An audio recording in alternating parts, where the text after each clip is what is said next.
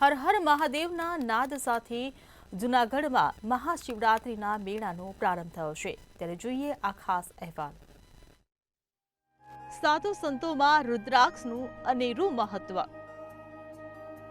રુદ્રાક્ષધારી સાધુઓ લોકોના આકર્ષણનું કેન્દ્ર બન્યા। ભગવાન શંકરના એક આંસુમાંથી રુદ્રાક્ષની ઉત્પત્તિ થઈ। સાધુઓને રુદ્રાક્ષ પહેરવાથી મળે છે ઉર્જા અને સુખ શાંતિ।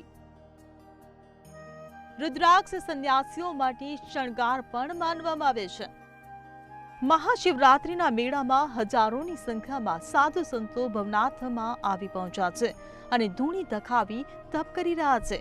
તેમજ સાધુ સંતો રુદ્રાક્ષની માળા પણ પહેરતા જોવા મળે છે। આ રુદ્રાક્ષની માળા શા માટે પહેરાય છે તે અમે જાણવાનો પ્રયાસ કર્યો હતો।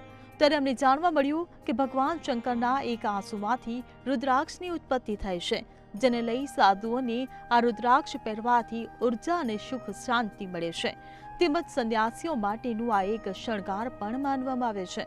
तो ये क्या भोलेनाथ का आंसू है, जो रुद्राक्ष है। हम इसको धारण करते हैं, हमको सुकून मिलता है।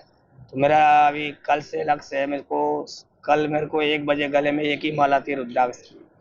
हमारे गुरु लोग चाचा लोगों ने पहनाई। मेरा लक्ष्य है 1.25 लाख में रुद्राक्ष धारण करूंगा इसको, इस मेले में गिरनार में। कितना 1.25 लाख पूरा धारण करूंगा। 1.25 लाख पूरा नहीं हुआ, ये बच्चे कच्चे सभी में दान करके चला जाऊंगा एक एक महात्मा को। जय गिरनारी मेरा शेर।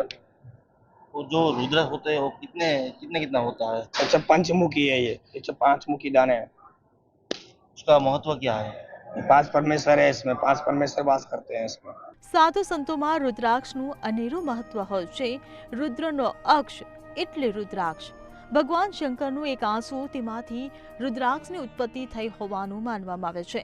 એટલું જ નહીં, પરંતુ રુદ્રાક્ષ તમામ લોકો માટે ખૂબ જ આશીર્વાદ સમાન થાય છે, કારણ કે રુદ્રાક્ષ પહેરવાથી લોહીનું પરિભ્રમણ નિયમિત થાય છે અને હૃદયને નુકસાન ઓછું પહોંચે છે। તેમજ રુદ્રાક્ષના અનેક ફાયદાઓ પણ શરીરને થાય છે। ત્યારે રુદ્રાક્ષધારી સાધુઓ લોકોના આકર્ષણનું કેન્દ્ર બન્યા છે।